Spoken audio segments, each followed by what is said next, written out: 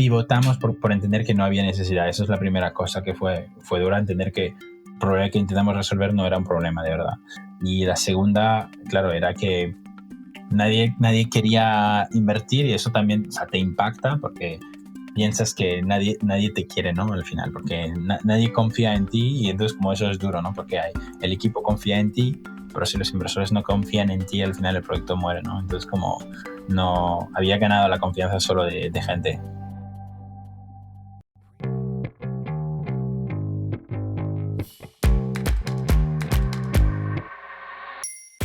Desde Genes esto es Cómo lo hice, un programa en el que entrevistamos a innovadores, emprendedores e idealistas españoles sobre las historias que hay detrás de los movimientos, proyectos y marcas que crearon. Soy Paula Fernández y en el episodio de hoy te contamos cómo Benoit Menardo pasó de pensar que sería carpintero a crear Payflow, la plataforma que te adelanta la nómina para que llegues a fin de mes.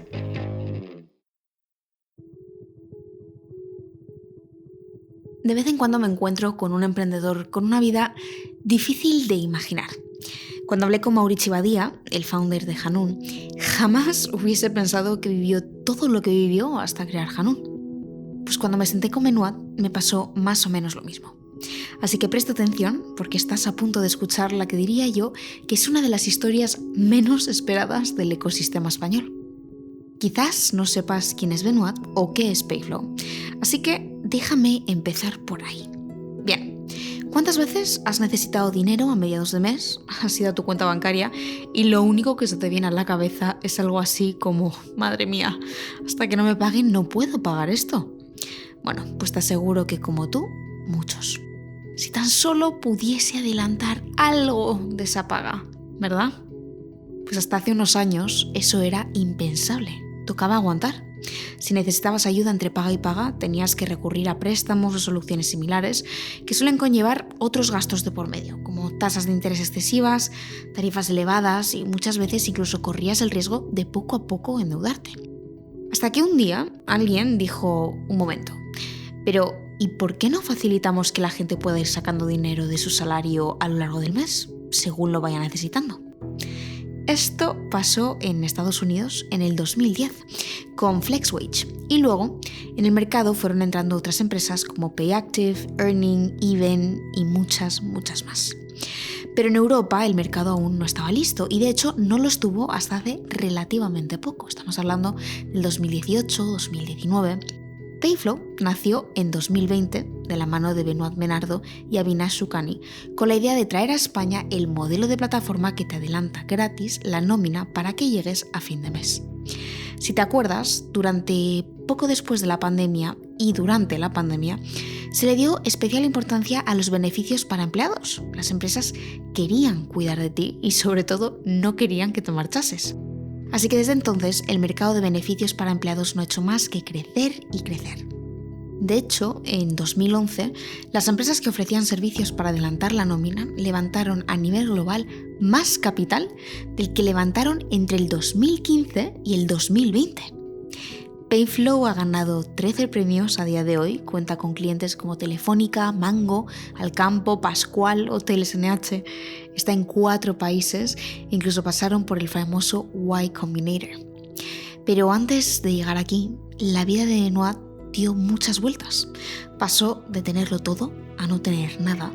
Vivió en más de 7 países, trabajó desde en una petrolera hasta en una consultora, fracasó en su primera startup. Pero bueno, empecemos por el principio, ¿sí? Benoit nació en Brasil. Su madre había trabajado para el gobierno francés muchos años y su padre era un empresario de bastante éxito. Pero aunque a día de hoy tiene fama de ser extrovertido y alguien a quien le encanta la gente, era todo lo opuesto cuando era pequeño. De hecho, dice que pasaba mucho tiempo jugando solo y eso le marcó bastante en su manera de ser.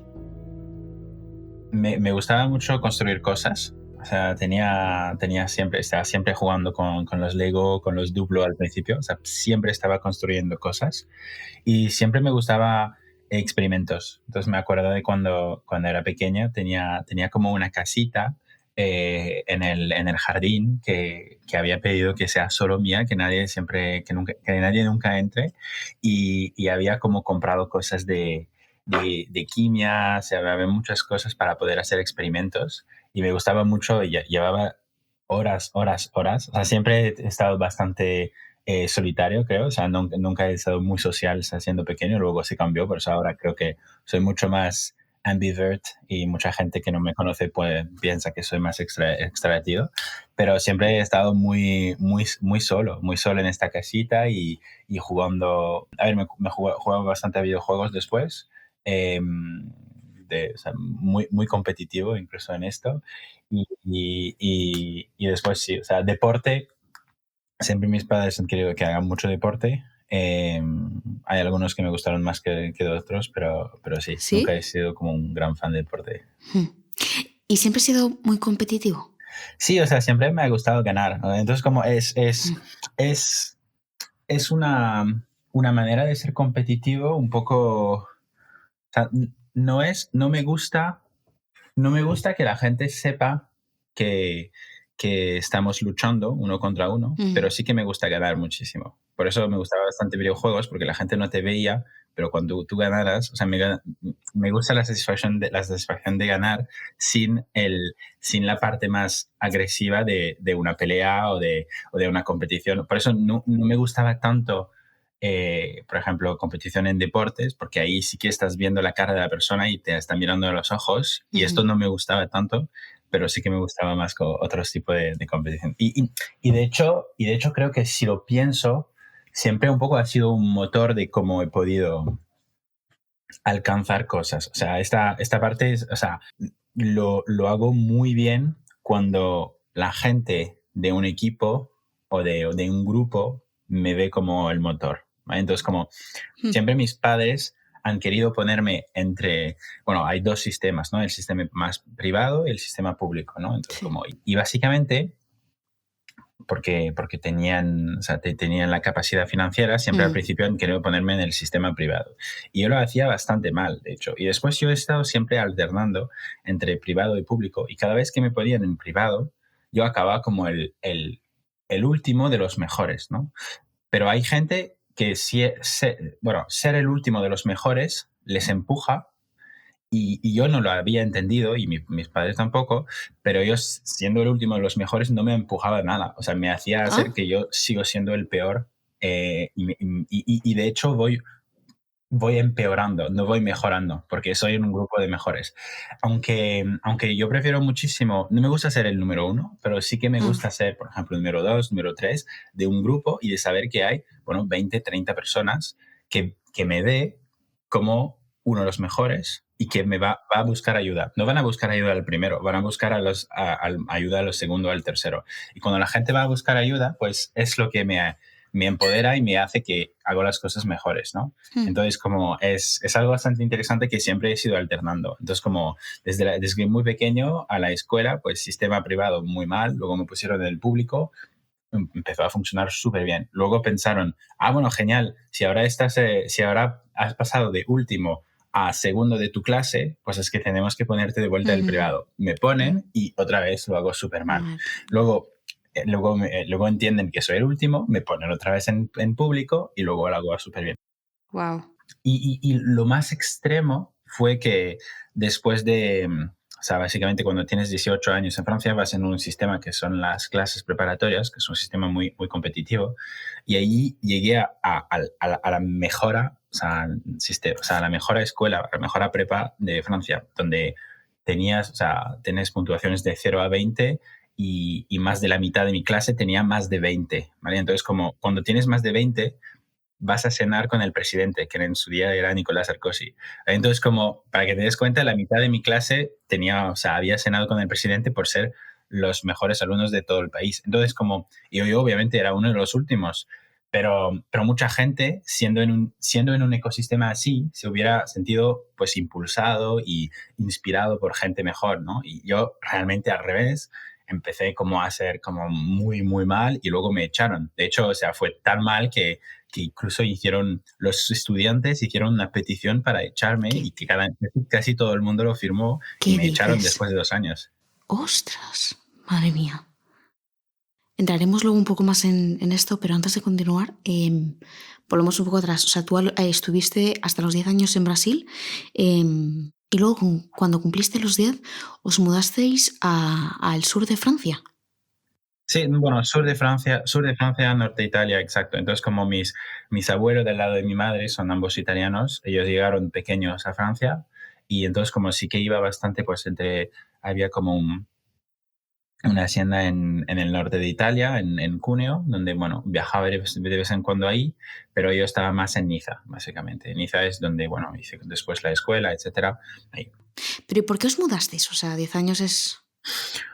Bueno, porque mi padre, básicamente mi padre tenía una gran diferencia de edad con mi madre, ¿vale? Entonces, como mi padre tenía en su día, cuando volvimos a Francia, él tenía como 72 años Mm, y mi madre tenía eh, 35, 40, algo así. Entonces, como realmente una diferencia enorme. De hecho, mi ujú. padre tenía hijos eh, de una edad más alta que mi madre, ¿vale? Entonces, Ah, wow. y entonces como mi padre tenía pues sí, 70 y más años y bueno, su estado de salud era bastante malo y él, o sea, él fumó toda su vida muchísimo, sí, fumando siempre y por eso también nunca he fumado. Y, y entonces como volvimos más que nada por el sistema de salud y para estar como en Francia y él estuvo entre Mónaco y sur de Francia, pues sí, para estar como en un hospital y sí, para pasar unos años ahí. Mm. Tú tenías 13 años, o sea, lleváis ya 3 años cuando tu padre falleció, ¿verdad? Sí, exacto. Entonces como a ver, o sea, lo sabíamos desde hace años porque él tenía muchos problemas de salud. Entonces, que Ujú. ya en los últimos años, él como no podía ir en las escaleras, tenía siempre su bombona de oxígeno, como en el que entonces como realmente él estuvo trabajando hasta el último día, o sea, como realmente o sea, un businessman hasta el último día, pero bueno, a nivel de salud, sí, o sea, ya fue muy obvio que él iba a morir básicamente. Y entonces, como por eso, cuando volvimos a Francia, pues sabíamos que eso iba a pasar y porque mi madre no tenía ningún vínculo con Brasil, no tenía tampoco ningún sentido de quedarnos ahí si él quería ir a Europa para el sistema de salud. Ujú. Teniendo un padre que era tan, pues es un hombre de negocio, como dices tú, a ti de pequeño, el mundo de los negocios de la empresa, ¿te llamaba la atención? Lo típico que dices como, ay, yo quiero ser como tú. Mm. No, realmente cero, o sea, yo muy técnico, o sea, a mí siempre me gustó la ciencia, siempre me gustó, ¿Ah, sí? eh, sí, o sea, resolver problemas, entender cómo funciona el mundo. También me acuerdo cuando era pequeño, durante los veranos, pues volví en Francia para ir a ver a mis abuelos y estaba dibujando máquinas para ayudar a mi abuelo a hacer cosas, pero cosas que no, sabes, que ahora no tienen ningún sentido, pero para un niño de 7 años, de 6 años, pues tienen todo el sentido del mundo, ¿no? Había como Sí. inventado guantes magnéticos donde podías viajar en todo el mundo, ¿sabes? Como con Ah, tus guantes, ah. pero que no, ¿sabes? Como hay muchas cosas muy, muy random y Ujú. todavía tengo los dibujos de Oh, estas wow. cosas. Por ejemplo, sabía que siempre he visto, estuvimos en el campo con mi abuelo y él tenía muchos problemas con sus plantas, Ujú. básicamente. Y yo lo que les dije es, mira, lo que tienes que hacer es como un agujero por debajo y lo que vas a hacer es sacar las plantas por debajo y ahí vas a hacer más fácil. Entonces, como muchas cosas muy, muy raras y siempre me ha gustado inventar cosas, ¿no? Luego esta creatividad fue completamente Sí. matada por el sistema educativo, pero sí que al principio me gustaba mucho, sí, como crear cosas y pensar en problemas y en soluciones. Luego, o Mm, sea, creo que sí, eso fue hasta, no sé, los 12, 13 años y después pues ya el mm. sistema me empujó a ser mucho más, pues sí, o sea, ¿Dirías que tus padres eran duros contigo? O sea, sobre todo teniendo un padre, pues eso, que era un hombre de negocio exitoso o después de fallecer, muchas veces pues está la presión de tu madre en este caso, ¿no? Porque se queda sola. Y tú teniendo un carácter tan competitivo, ¿dirías que te viene de ahí? O sea, ¿eran duros contigo? Bueno, al principio no, pero creo que cuando mi padre murió, pues ella, o sea, ha tenido que desarrollar otro tipo de rol. Bueno, incluso cuando mi padre era vivo, entonces como él siempre ha sido como viajando siempre, muy lejos, entonces como solo al final cuando tiene problemas de salud que no podía viajar, pero al principio estaba viajando siempre, o sea, él nunca le veía como, no sé, un par de veces al año, ¿no? Entonces como tampoco no fue que tenía alguien duro siendo pequeño, ¿no? Entonces siendo pequeño creo que tenía más libertad a lo mejor, pero sí que cuando mi padre murió, pues se empezó a volver más dura porque ella entendió que ahora 100% no hay nadie que lo pueda Mm, hacer. Porque, bueno, mi abuelo y mi abuela del lado de mi madre, pues estuvieron muy, o sea, muy buenos conmigo. O sea, siempre han tenido la figura muy mm, positiva. Y del lado de mi padre no tenía a nadie, ¿no? Porque él no estuvo casado con mi madre, ¿vale? Entonces, como tenía una mujer, ¿vale? De todos estos, o sea, que era la madre de mi hermano y de mi hermana, ¿no? Entonces, como yo nací como el hijo bastardo de mi padre, ¿no? O sea, que no es el hijo, que no es el hijo como reconocido, entonces como nunca he podido, pues, ir a la otra parte de la familia, especialmente cuando él murió, pues que había muchos problemas, que después pues ha sido siempre del lado de mi madre. Entonces, como ella siempre ha tenido este papel. ya. ¿Dirías que te convertiste, digamos, un poco como en el hombre de la familia, que es muchas veces lo que suele pasar? O sea, ¿qué cambió en ti cuando de repente os quedáis tu madre y tú? Sí, a ver, como yo creo que, bueno, justo la parte de como ambición la desarrollé en estos días, ¿no? Entonces, como antes, pues yo estaba viviendo una vida muy buena, una vida muy fácil, de hecho. Em, Sí, porque había una gran diferencia de riqueza bueno, mi padre es mi madre, ¿no? Mi madre trabajó para el gobierno francés 49 años, entonces solo ha tenido un empleador, ¿no? Y como mi padre pues tenía más la figura de negocio, etcétera. Entonces, como te digo que como cuando empecé, pues casi, o sea, he nacido en una Ferrari, o sea, en muy buena vida, teníamos muchísimas casas, o sea, siempre había, no sé, 3, 4, 5 personas en casa para ayudarnos, como un cocinero, o sea, era realmente una vida muy buena, muy fácil, ¿no? Y entonces como, claro, de un día al otro todo, o sea, todo cae básicamente, pierdes todo, ¿no? Entonces como no lo, no te das cuenta, creo, al principio, porque bueno, con 13 años pues no entiendes realmente la diferencia entre viajar en first class y viajar en economy. O sea, sí que los asientos son hay un poco más espacio,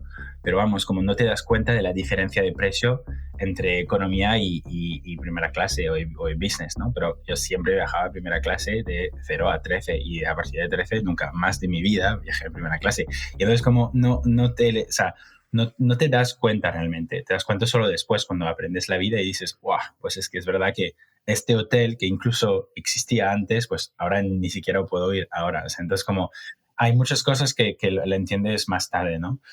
Pero creo que sí, esta parte de ambición, de querer como hacer mucho más cosas de negocio, pues la desarrollé justo en este momento. De hecho, me acuerdo bastante claramente del momento que como justo, o sea, el día cuando mi padre murió, pues me trayó en su habitación del hospital y me dijo que como, vale, pues tu hermano y tu hermana pues han tenido toda su vida y no han trabajado nunca, ¿no? Entonces como fue bastante interesante porque nunca han tenido como un trabajo que al final, o sea, nunca han tenido un salario, nunca han tenido a alguien, un empleador, ¿no? Entonces como me dijo, vale, pues a ellos les voy a dar todo y a ti no te voy a dar nada, ¿vale? Entonces como vamos a hacer así porque a mí no me dieron nada y he construido un imperio enorme, o sea, he construido realmente algo realmente muy grande, y eso es porque no tenía nada, ¿no? Porque tenía las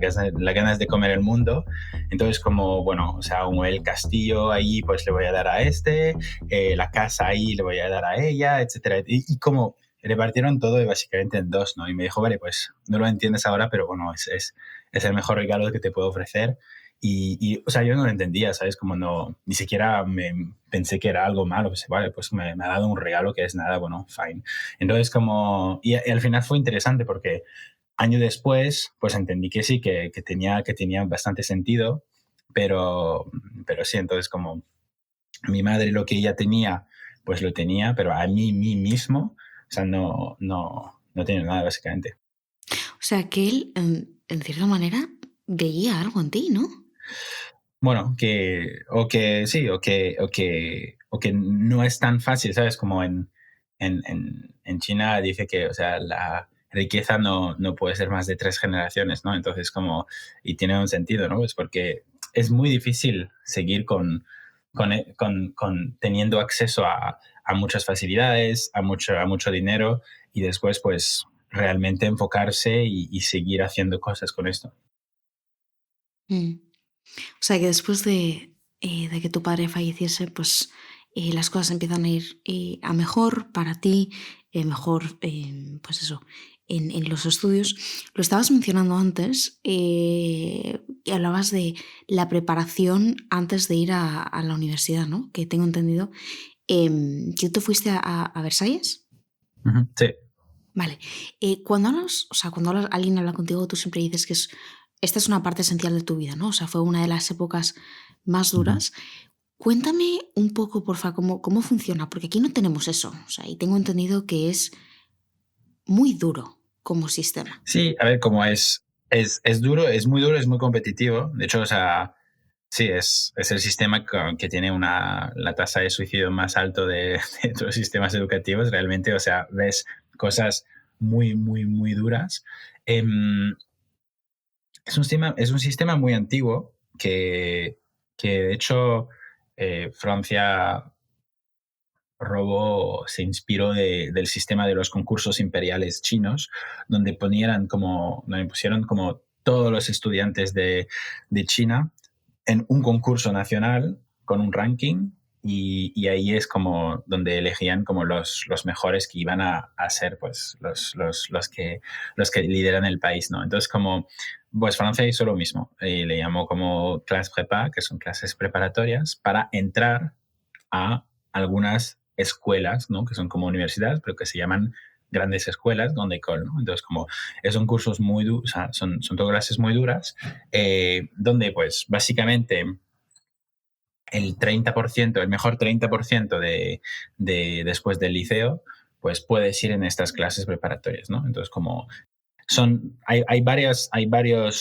varias vías, pues hay vías más científicas, vías más de negocio, y es la vía más científica.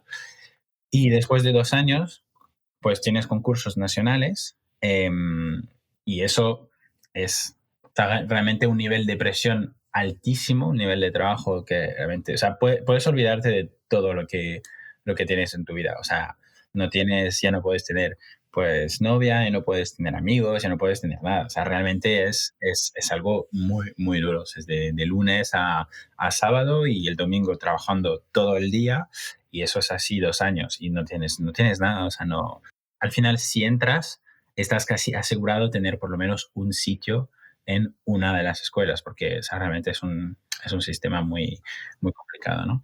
Entonces, como lo hice durante 2 años y después de los 2 años, pues tienes los concursos donde tienes como grupos, y ahí pues lo hice bastante mal, ¿no? Lo hice bastante mal porque, bueno, por las condiciones que he mencionado, que estuve en el sistema privado, que era una de las mejores prepa del país, y ahí pues entró 200 puntos menos que la barra mínima, que es enorme, o sea, el delta es realmente muy, muy grande para poder solo intentar de hacer los orales, ¿no? Entonces, como ni puedo hacer los orales, hay solo uno o dos grupos que me toman y al final como tengo una oferta de una escuela, que una escuela de programación, en Grenoble, y de hecho, o sea, yo pienso que, vale, pues lo voy a hacer, ¿no? Entonces, como voy, empiezo, o sea, hago todo, incluso como voy a visitar mi apartamento, o sea, pago la fianza, o sea, estaba como listo, completamente listo a hacerlo, ¿no? Y en su momento yo tenía Yo tenía un muy buen amigo mío de Canadá y me lleva bastante bien con su padre. Creo que en su momento era como la figura más cercana de un padre que yo tenía, ¿vale? Porque tenían 6 hijos y siempre decían que yo era el séptimo, ¿no? Así que sí, entonces como en su momento pues estuve en Canadá justo antes, porque era verano, de empezar en esa escuela y cuando hablé con su padre me dice, no, no, no, o sea, tienes que, o sea, paras todo y vete, o sea, vete a hacer otro año, porque puedes hacer otro año eh, y reintentarlo, ¿no? Pero lo que pasa es cuando lo reintentas, tienes algo como 150 puntos de penalidad. Entonces, como empiezas mucho más bajo que los que lo intentan en 2 años. Entonces, como yo que ya tenía 200 puntos menos, tenía que realmente tener muchísimo más para solo llegar a lo que tenía que llegar antes, ¿no? Que es bastante difícil y eso fue la única vez de mi vida donde no fue mi madre que me empujó a hacerlo, porque incluso ella, que veía que yo lloraba cada semana y que era la experiencia más dura de mi vida, incluso hoy no he tenido experiencias más duras que en estas clases preparatorias. Incluso ella no me dijo nada, me dijo, mira, yo creo que hemos llegado a un punto donde si quieres parar, paras. O sea, ya lo has dado todo, ya he visto que, o sea, no es un tema de ser comprometido, has dado tu vida a este sistema, o sea, si quieres, paras. O sea, cógete esa escuela y ya está. Y porque a lo mejor pues él no tenía el contexto, pues él pensó, no, pero bueno, es un chico listo, él tiene que rehacerlo. Entonces como me empujó a rehacerlo, eso yo siempre he sido muy influenciable, entonces especialmente para gente que entiendo que, o sea, que sí, como que me inspiran o sí, que me ayudan. Entonces como pues le escuché y paré todo y de hecho luego me fui y luego también me fui a un sistema más público, como número 2 número 3 y ahí es donde pues, empezó a funcionar súper bien, ¿no? Entonces como funcionó súper bien, llego a los exámenes, llego justito a lo que se llama la admisibilidad, es para poder hacer los orales, eso es justo por encima de la barra, porque el nivel de escrito siempre lo hacía muy mal. Eh, y luego empiezo los orales y los orales, bueno, les exploto y ahí llego a tener las mejores escuelas. Y al final acabé 84 nacional de todos los países. Entonces, como he podido elegir la mejor escuela y al final pues elegí la escuela de École des Mines, que es como la mejor, una de las mejores en el país, ¿no? Es en este momento donde entendí que, bueno, lo que me funciona bien es pues estar ahí como el motor de un grupo, ¿no? Porque no lo entendía bien. Cuando, de hecho, justo antes que mi padre murió, pues estuve en el sistema privado y la cosa realmente iba muy mal, especialmente en matemáticas, en ciencia lo hacía bastante mal. Y, o sea, mis padres, porque bueno, cuando mi padre era vivo, me daban muchísimas clases particulares y tal, y los profesores estaban, no, o sea, eso es un losco, o sea, nunca hará nada en su vida. Tenéis que, tenéis que encontrar como sistemas educativos alternativos para que él pueda, pues, hacer algo de su vida, ¿no? Entonces, como empezamos, yo tenía como 12 años, empezamos a mirar cosas y encontramos como una vía que era como para hacer cosas en madera, entonces como ir a trabajar como crear como sillas, mesas y cosas así. O sea, como carpintero. Sí, exacto, como carpintero, sí, como carpintero. Y Mm. entonces eso era como la vía que tenía que seguir en los próximos 2, 3 años, ¿no? Para poder hacer algo profesional, para poder hacer algo de mis manos, porque a nivel mental pues no funcionaba, ¿no? Entonces como luego las cosas salió, cuando mi padre murió, pues al final empezó a entender cosas y a ponerme las pilas y a estudiar y a hacerlo bien. Y entonces como sí, siempre después, o sea, cuando lo pienso y veo muchos amigos que al final se fueron en esta vía, pues sí, es interesante pensar que hubiera sido si no fuese por eso. Wow. Es un sistema un poco raro, pero a mí fue un sistema espectacular, me encantó. Y eso Ujú. también es gracias a este sistema que he podido pues ir a Estados Unidos, ¿no? Cuando llegas a este sistema, de Grande École, dependiendo de la escuela, tienes plazas reservadas en las mejores universidades del mundo. Entonces, como solo por estar en École de Mines, pues yo tenía plaza reservada en Harvard, en MIT, en Caltech, o sea, en donde quieras, ¿no? Entonces, como yo ni mandé un currículo ahí. Mm. Entonces, cuando acabas, entras a la universidad y decides hacer Sí, en ingeniería. teoría sí, exacto. O sea, ¿Cómo que en teoría? aprendí a aprender, ¿no? Entonces, yo siempre cuando pienso en el sistema, sí, he aprendido a aprender muy rápido, mucha información, y si es técnica, si no es técnica, Mm, pues también lo puedo aprender, ¿no? Entonces, como la mayoría de las cosas que aprendí no las uso nunca, que es como lo que es física cuántica y cosas que nunca uso, pero bueno, aprendí a aprender ya. cosas. Bueno, ok. Entonces, en tu último año de universidad, right, te vas al MIT. Sí, exacto. Antes de que ya nos metamos en cómo conoces a Abby y a cómo sigue la historia, tengo curiosidad, claro, todo el mundo se piensa en MIT, se piensa en la típica experiencia de te vas a Estados Unidos, fraternities y todas estas cosas. ¿Fue así para ti? O sea, ¿cómo fue tu experiencia en el MIT? Sí, no, pues sí. No, a ver, como creo que sí, o sea, y ahí también creo que si lo pienso es donde me he vuelto mucho más extravertido, o sea, ya había cambiado mucho de introvert a extrovert y por eso como creo que ahora realmente es un ambivert, o sea, si la gente, o sea, si un fin de lo que me gusta es estar solo, estar con mi mujer y con mi perro y ya está, pero sí que como para mucha gente, o sea, tengo esta cara de como super extrovert, siempre fiestas, siempre fuera, siempre conociendo más gente soy un people person, así que cuadra bien con la imagen, ¿no? Pero ahí creo que lo desarrollé muchísimo. La vista en fraternidad fue muy interesante. La verdad es que nos gustó mucho. O sea, con Avi, la verdad es que fue como love from the first sight, ¿no? Nos conocimos o sea, entró en la fraternidad, abro la puerta y había como otro, o sea, sí, otro gringo, ¿no? O sea, y como vemos todos los americanos, estamos como, vale, ok, pues creo que vamos a ponernos juntos y nos volvemos como súper buenos amigos. Hicimos todo, todos juntos. La verdad es que luego, obviamente, inseparables. Como al final, como fue súper interesante, pero llegamos a entrar en los delts, como se llaman, y entonces como tuvimos la experiencia de verdad. Así que sí, nos encantó. ¿Cómo se llama vuestra frat? Delta to Delta. Wow. DTD, sí. No, fue historias Yeah. muy Ujú. chulas.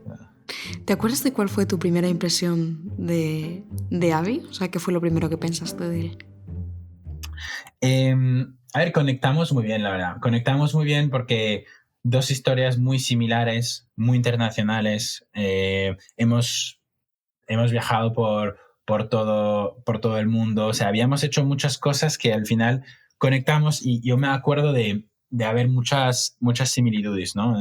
Similitudes con él, ¿no? Al final, como siempre, sí, siempre le llamé a mi hermano pequeño porque somos muy cercanos y muy similares. Entonces, como eso también es algo que contribuyó después cuando lanzamos Payflow porque yo nunca hubiera empezado algo con alguien diferente o muy diferente, ¿no? Entonces, como parece raro también, o sea, mucha gente dice que necesitas diversidad, entonces como yo, o sea, la diversidad la defino a una pregunta, ¿cuántas respuestas tienes? ¿Vale? Para mí eso es la definición de diversidad. No es género, edad, lo que sea, ¿no? O sea, todo, para mí si tienes una pregunta, dos personas y a esta pregunta tienes dos respuestas, pues tienes mucha diversidad, ¿no? Entonces, como para mí es muy importante de no tener diversidad en el equipo fundador, ¿vale? Que es decir, que a la misma pregunta tienes la misma respuesta. Y entonces, como,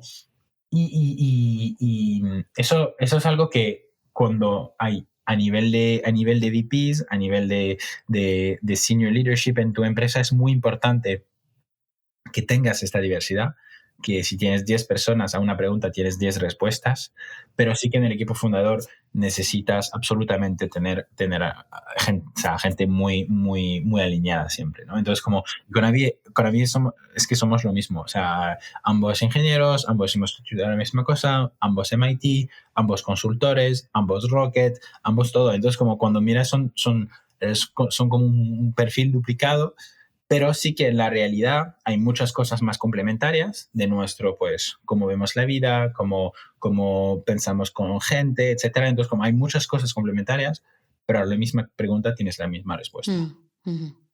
He leído que vosotros siempre contáis que fue aquí, ¿no? Cuando os conocéis en MIT, esto fue el 2014, que empezasteis ya un poco a hablar sobre la idea de crear algo parecido a lo que a día de hoy es Payflow. Dime la verdad. ¿Esto es cierto? Bueno, sí, exacto, porque en este momento, de hecho, o sea, empezamos a mirar ideas de negocio, ¿no? Empezamos a mirar si fuera de fiestas y tal, como si hacemos algo juntos, ¿qué podría ser, no? Entonces, como empezamos a mirar, pues, ideas simplemente, y llegamos a esta idea de Salary on Demand, que es la de Payflow, porque ya había startup haciendo esta idea en Estados Unidos. Entonces, pues intentamos, misma cosa, escribimos a mucha gente, a muchos de los fundadores, hacemos o sea, buscamos mucho sobre esta idea y nos gusta mucho. O sea, al final no la lanzamos porque entendimos que en los mercados que conocíamos, que era Europa, pues no podía funcionar porque el mercado no estuvo listo para lanzar una idea así, más que nada a nivel de infraestructura de recursos humanos, etcétera, no hubiera funcionado. Pero sí que nos quedó un poco con esta idea in the back of our head de, bueno, un día lo lanzaremos y nos gusta mucho esto. Entonces, como seguimos pensando y seguimos como buscando ideas y al final como justo después de esto, pues es donde básicamente también pensamos en algo que sea más como emprendimiento social, como social entrepreneurship, y que eso fue el proyecto que, bueno, después de Ginebra y después de Singapur, hice con Avi en Brasil. Pero a ver, un momento. O sea, tú llevas todo este tiempo diciendo que años atrás, ¿no? Que te gustaban mucho las ciencias. ¿En qué momento pasas de que te gusten las ciencias a... Es que ni trabajar para una corporate, o sea, decides meterte en el mundo de los negocios que según tú no te gustaba y hacer un proyecto tú desde cero. O sea, ¿cómo pasa eso? Sí. Bueno, sí, pero la verdad es que cuando estás en las grandes écoles, básicamente ya no piensas en cosas técnicas, porque como te dije, ya no estudias nada, solo estás hablando con gente, solo estás pensando en tu trabajo futuro. Entonces, como he tenido años para desarrollar esto y he tenido años para entender que, bueno, como al final sí que quiero tener algo de experiencia más técnica y me gustan los números, pero bueno, al final como mi mid-long term plan es el negocio, ¿no? Entonces, como eso lo entendí porque, bueno, he tenido muchísimo tiempo de pensar en lo que quiero hacer porque estuve en este sistema que donde trabajas mucho al principio y donde después, pues, te digo, o sea, solo vas a cóctel hablando con bancos de inversión, con consultorías y pues te venden el sueño y te dicen que sí, que estaría muy guay que hagas esto y luego como lo miras y entiendes, pues sí, la verdad es que está guay consultoría, está guay banco de inversión, a lo mejor que es algo que encajaría porque muchos de mis amigos van ahí, entonces ahí desarrollas un poco esto. Pero eso es porque he tenido tiempo que no tenía antes. Pero al final, cuando acabas y te gradúas, sales del MIT, te gradúas, em, acabas trabajando para una petrolera Sí. en Suiza. Tengo entendido que porque tu profesora de ruso te habló del trabajo y te convenció para ir allí. Vale. Después lo que pasa es que o sea, yo o sea, durante el liceo, porque tenía muchas facilidades, siempre he cogido muchas cosas nuevas. O sea, tenía algo que siempre he tenido desde muy pequeño hasta ahora, es que, o sea, tengo una curiosidad muy, muy grande y siempre me gusta, pues, ver cosas nuevas y sí, siempre he tenido este carácter, ¿no? Entonces, como en el liceo tenías tres opciones, básicamente una que es ciencia, una que es más literatura y una que es negocio. Y lo que hice es coger las tres, que eso nunca se hace. pero porque me gustaba mucho y porque al final pues no tenía tantas cosas, no tenía hobbies, ¿no? Entonces como siempre he tenido tiempo, pues entonces como hacía esto, ¿no? Pero más for fun. Y ahí empecé también a aprender idiomas porque en la parte literaria tenías que aprender más idiomas. Entonces como aprendí pues, se volví a aprender italiano porque mis abuelos son de Italia, entonces como quería un poco vincular también con esto. Eh, Hice 3 años de chino, mandarin, y también hice ruso en su día, ¿no? Entonces como porque eso era la parte literaria. La parte de negocio también empecé y la parte de ciencia pues era como la principal. Y entonces después de eso, pues porque conocía algo un poco de ruso, no lo había hecho durante prepa, porque durante prepa no puedes hacer nada, entonces como es como una parte de tu vida que te olvides. Y después pues quería retomar un poco las cosas que hacía antes que me gustaban, que me interesaban. Y pues yo es verdad que la cultura rusa siempre me ha interesado, ¿no? Entonces como seguí aprendiendo durante la escuela ruso y cuando me fui a MIT, pues también tenías que elegir un par de clases y cojo ruso porque me daba más crédito, básicamente, entonces como tenía que hacer menos con la misma cantidad de horas, ¿no? Y ahí como es donde pues la profesora de ruso básicamente nos llevamos muy bien y ella me dice, tienes que hacer un internship, tu primer trabajo tiene que estar en una empresa rusa para desarrollar tu nivel. Ese vale, pues, ¿por qué no? Siempre bajo influencia, como siempre.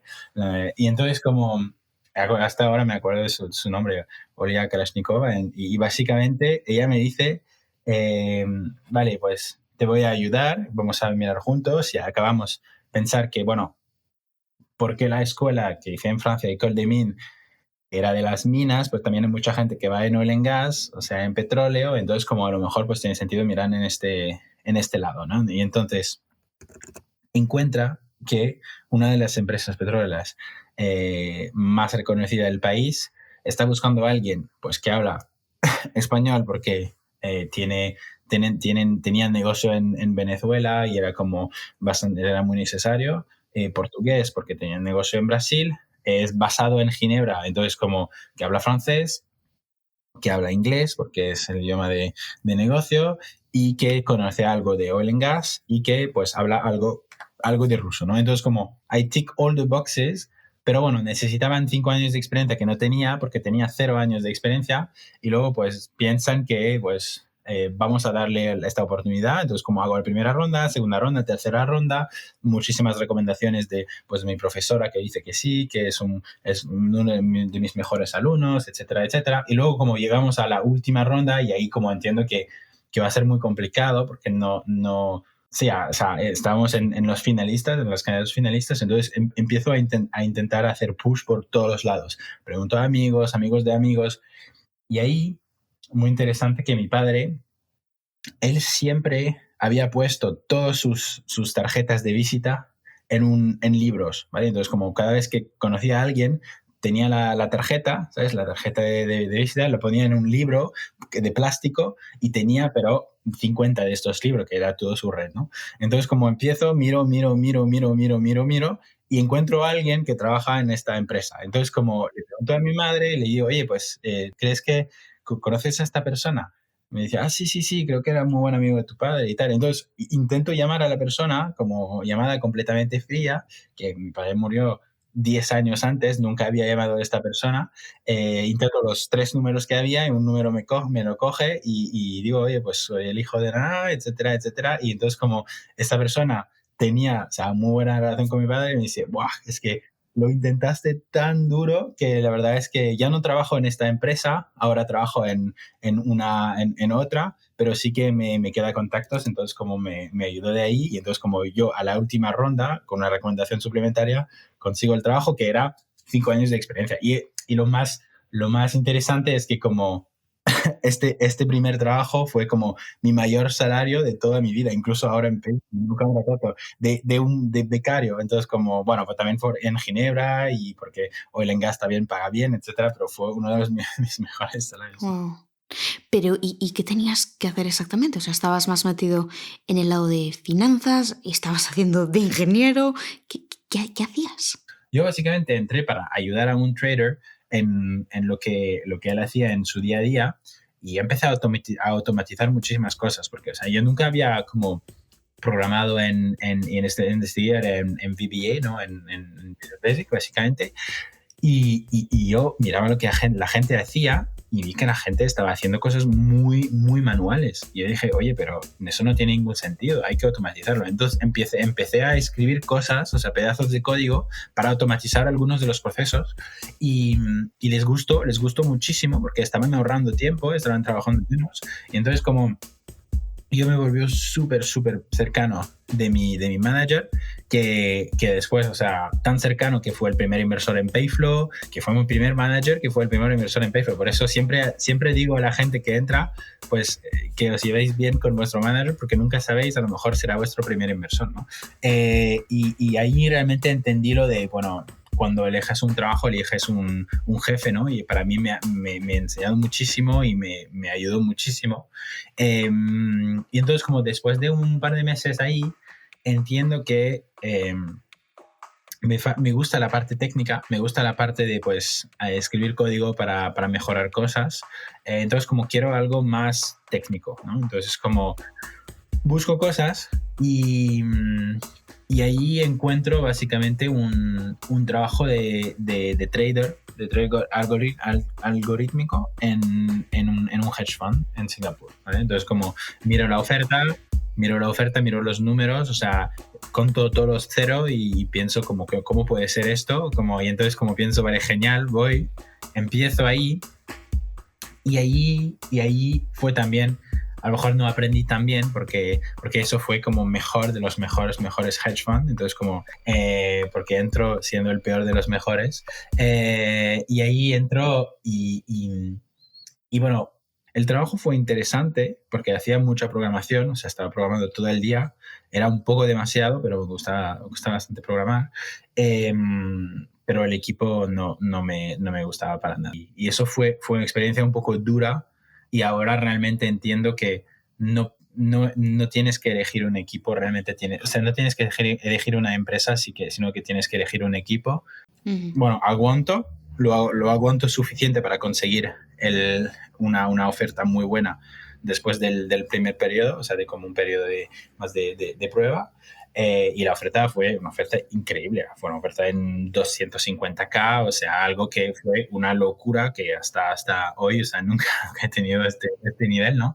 Pero no la cojo, o sea, tengo un bonus al final del periodo, cojo el bonus y decido ahí, pues, irme a Brasil para montar un proyecto que había, pues, pensado y visto con Avi hace bueno, un poco más de un año antes, que es el proyecto de emprendimiento social en Amazonas. Pero un momento, a ver, antes de que entremos aquí, o sea, la gente no te decía que si estabas loco, o sea, decir que no a 250.000 más bonus, o sea... Sí, pero bueno, eso siempre es lo mismo, ¿no? Que al final, sí, pero nunca he sido muy money driven porque, o sea, al final, o sea, siempre he querido vivir bien, ¿no? Pero nunca ha sido como la primera cosa que miro, incluso, o sea, no ha sido la segunda o la tercera, o sea, he mirado muchas cosas, pero el dinero siempre ha sido como, porque lo he visto, porque ya había vivido en muy buenas condiciones, una riqueza muy, muy, muy, muy alta, perdí todo.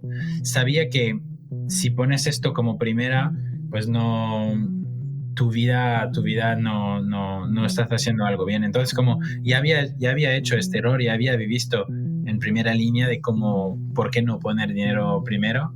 Entonces, como, claro, o sea, necesitas tener un buen salario y o sea, algo para vivir bien, ¿no? O sea, no, para no tener hambre, ¿no? Pero vamos, como no es por tener 250 que me voy a hacer, que me voy a vender. Entonces, como solo por el equipo, creo que eso, o sea, tenía sí, que el precio no era justificado. Entonces, como... O sea, que dejas todo tu vida en Singapur sí. Para irte al Amazonas. Sí, dejó todo, entró como con un sí, con maletas, con efectivo, básicamente, intentando montar un negocio ahí. Tenía un par de gente en el equipo. O sea, uno era el hijo del trader en Ginebra, donde hice mi primer trabajo. Uno era Avi, uno era como otro amigo de antes. Entonces, como siempre, bueno, tenía como un equipo de 5 o 6 personas donde íbamos ahí como y empezamos desde cero, de hecho. Wow. ¿Y dónde estabais viviendo ahí? Eh, en un pueblo que es como 3 días más o menos de la capital de las Amazonas. Entonces, como tienes que Wow. coger pues un hidroavión, después pues tienes que coger un barco, luego tienes que andar. Uf. O sea, no había nada, o sea, había muy poca electricidad, no había cobertura nunca, o sea, no había nada, Mm. no había nada, nada, nada. Era como un pueblo de las Amazonas. O sea, que tú llamaste a 5 personas y les dices, oye, vámonos a un pueblo en el Amazonas a empezar algo. Sí. Bueno, no sabíamos qué pueblo. Al principio, pues fuimos mirando. O sea, de hecho, lo había como intentado como hacer como planificar un poquito antes desde Singapur, como había encontrado a alguien de la universidad que estaba estudiando justo algo que queríamos hacer, que es estas centrales microhidroeléctricas. Había mandado la gente de ahí para mirar algunos pueblos que encajaban, pues encontramos pueblos y luego pues llegamos y íbamos con un barco y luego llegamos ahí, ¿no? Pero sí, no tenía nada. Mm. O sea, ¿Cómo estabais financiando esto? bueno, con mi bonus. Sí, pero es costoso. Claro, era por eso no aguanté mucho, porque no, o sea, tampoco no era tanto, pero sí, era completamente, porque lo que pasa es que no tenía, o sea, nunca había visto un business plan, nunca había visto como, sí, sabes, como nunca había tenido realmente negocio. O sea, las dos experiencias que tenía, pues fue bastante técnico. Uno era como optimizar cosas, pero es de petróleo, y la otra era pues trading algorítmico. Pero vamos, como no sabía lo que es un EBITDA, no sabía qué es levantar capital, no sabía qué es pues rentabilidad de un negocio, no sabía nada de esto. Entonces, como empecé, pues sí, o sea, usando dinero, no teníamos empresa, no teníamos un razón social, lo que sea. O sea, es que fue completamente intentando tener algo sobre esto, y sí, y sí, te digo, después de como 8 meses, algo así, pues nos damos cuenta que no funciona, que es muy, muy difícil, porque cuando lo hemos vendido, la gente lo usa, pero cuando hay problemas, nadie sabe cómo arreglarlo. Entonces tienes que mandar gente de la capital o de una ciudad mayor para arreglarlo, y es muy costoso, es más costoso que el dispositivo mismo. Entonces, como no tenía, es que no había viabilidad económica, había una muy buena viabilidad técnica, pero no tenía ningún sentido económico. Y eso lo aprendí, sí, tarde. ¿En algún momento llegasteis a buscar financiación o intentar levantar una ronda? Bueno, sí, yo busqué financiación básicamente, pero es que no tenía ninguna experiencia, no sabía que era un pitch deck, no sabía que era un inversor, y en este momento no existía todo el tema de pues inversión más, o sea, social, inversión de impacto. O sea, hoy en día a lo mejor hubiera funcionado, pero antes, especialmente, que, o sea, mi currículo sí que tenía buenos estudios, pero que no tenía un perfil para que para que inversores me siguen. Ya. Supongo que tuvo que ser duro el tomar la decisión de cerrar o el darse cuenta que, que el proyecto había fallado.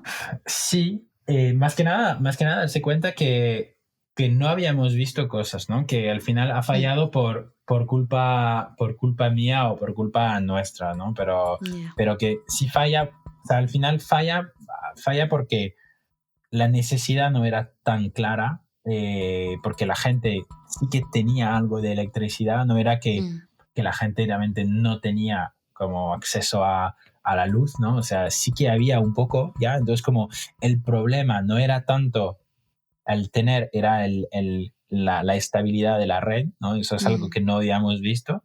Y Ya. luego después, pues, pivotamos este proyecto en un proyecto de estabilidad de red, entonces como mirando cómo podemos hacer que la red sea más estable, etcétera, porque entendemos, hablando con gente, que al final no estuvimos resolviendo un problema que existía y después pues nos fuimos a São Paulo, a Río, y después pues trabajamos con la empresa nacional de electricidad para sus problemáticas de estabilidad de red. Entonces, como al final se volvió casi como otra experiencia laboral, un mini proyectos de consultoría con la empresa y ahí mucha gente del equipo pues se fue a sus países y nos quedamos 2 o 3 y uno era pues el hijo de mi primer jefe y al final sí como pivotamos por entender que no había necesidad. Eso es la primera cosa que fue dura, entender que el problema que intentamos resolver no era un problema de verdad.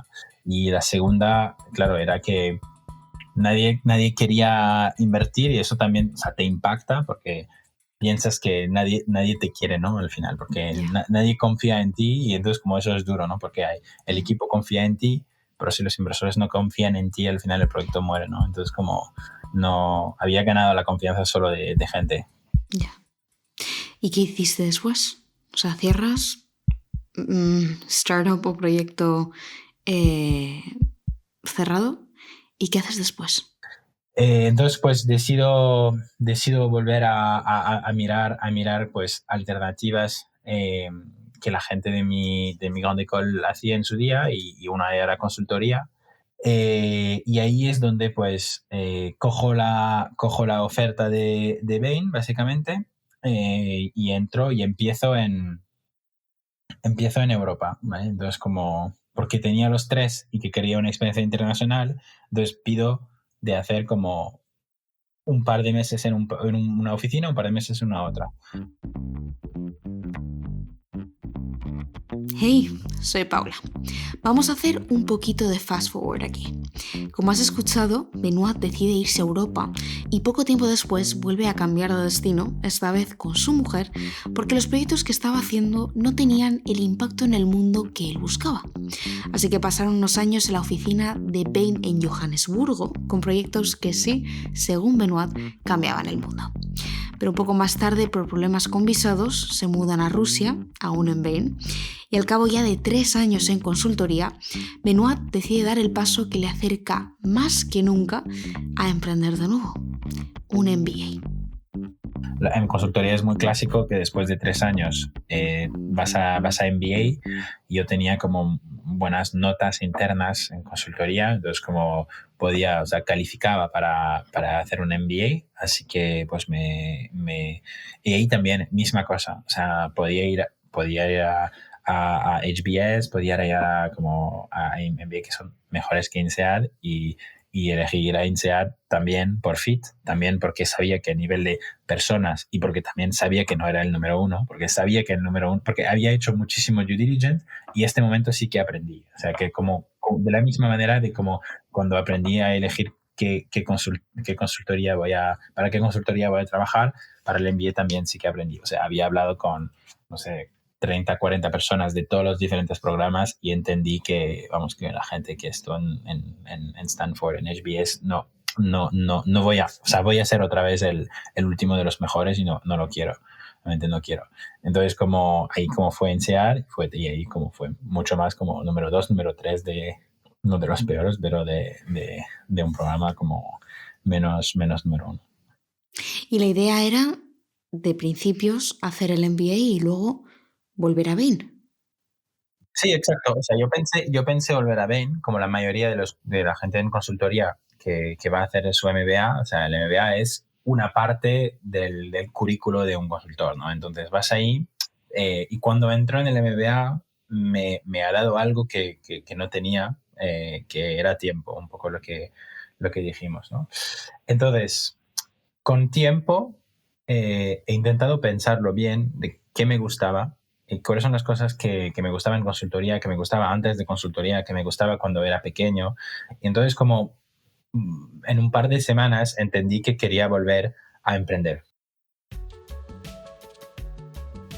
Acabas de escuchar la primera parte sobre qué llevó a Benoit crear junto con Avinash Payflow. Te espero la semana que viene para contarte cómo consiguieron remar a contracorriente hasta convertirse en una de las startups más premiadas de nuestro país. Y una cosita más, si te gustan los emprendedores que estamos trayendo y quieres que el nivel siga igual o que incluso mejore, tengo que pedirte un favor. Dale a la campanilla donde sea que nos estés escuchando y suscríbete también a YouTube. Es lo único que nos va a permitir seguir creciendo el programa y que tú puedas escuchar las mejores historias y aprender de los mejores. Como siempre, si quieres escribirnos, puedes mandarnos un email a hola@gen-es.xyz.